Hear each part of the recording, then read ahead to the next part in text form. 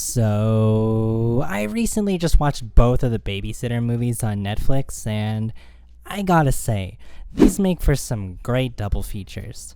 And after finishing both of them, I gotta say, Samara Weaving murdering people is basically its own genre at this point.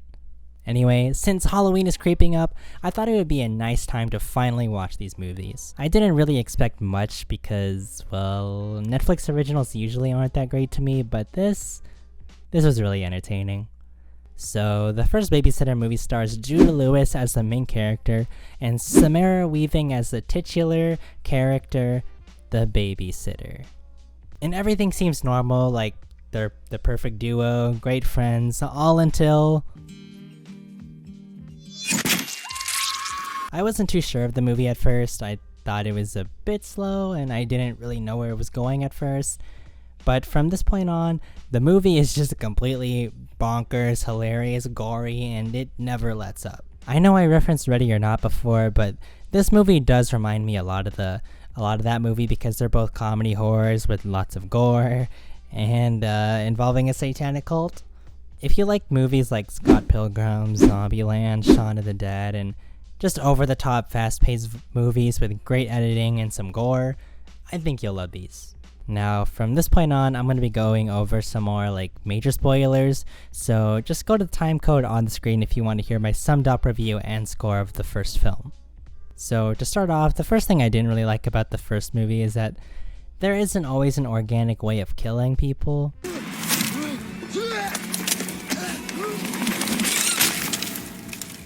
How did Robbie Amell's character Max even die like that?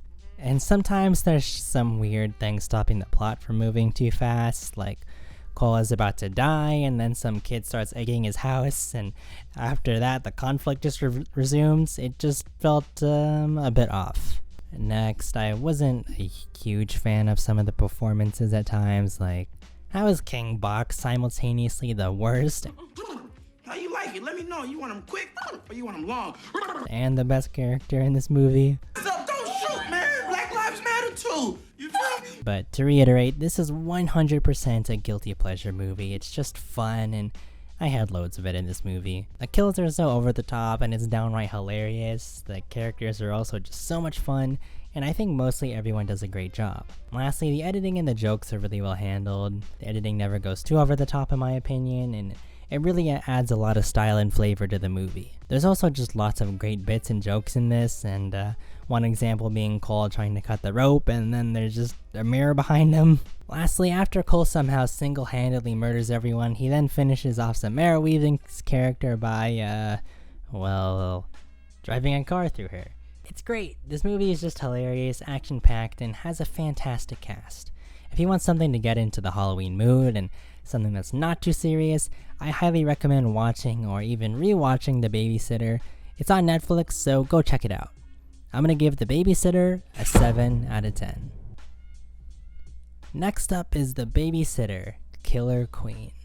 This has the exact same cast, but this time there's a new love interest played by Jenny Ortega, who's this outcast, mysterious person she's new to the school. I was a little worried about this movie because I didn't really think it needed a sequel, but I guess rarely do any movies, but really I just didn't know where they would even take the plot considering how the last one ended. Also, full spoilers for the rest of the movie. I'll leave a time code to the final score and review. So, The Babysitter Killer Queen picks up 2 years later with Cole in junior year, and really? He went from this to this in 2 years? I'm just playing, but I think filming took place 4 years apart, with The Babysitter filming in 2016 and the next one filming in 2020-ish. But Cole's a lot older and there's no evidence left for anyone to believe him, and this movie continues the same chaotic vibe as the first one, but I do think it's just not as good as the first one. The movie I think heavily relies too much on other movie references and even references itself a lot. It's still vastly entertaining with the same gore, action, but it's just in a new location.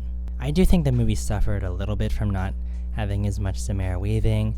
I think she was easily one of the strongest parts of the previous one, and this one definitely suffered a bit from it.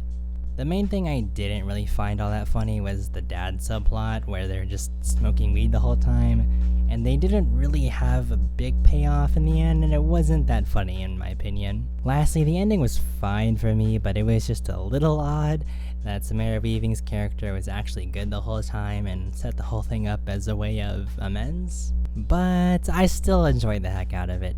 The pacing is the exact same. It starts out a bit slow, but when the main killing starts to happen, the movie is relentless. All in all, I think if you want to watch either of these, I highly suggest watching them back to back, as I think these movies are a great double feature. They're not too long, and they're just super fun. I'm gonna give The Babysitter, Killer Queen a 6 out of 10. Again, I think it could have been stronger if it was just a little more original and didn't have that weird twist ending. Lastly, the director said though if fans want it, he'll make a third one, and I actually do hope he does that. These movies are just so enjoyable. I just hope it's a bit more unique and doesn't heavily rely on the previous 2 movies to be good. So have you guys watched the Babysitter movies? If so, what did you think about them? Whatever you thought about them, please let me know down in the comments below. And with all that being said, if you enjoyed the video, please make sure to leave a like and even consider subscribing. Peace.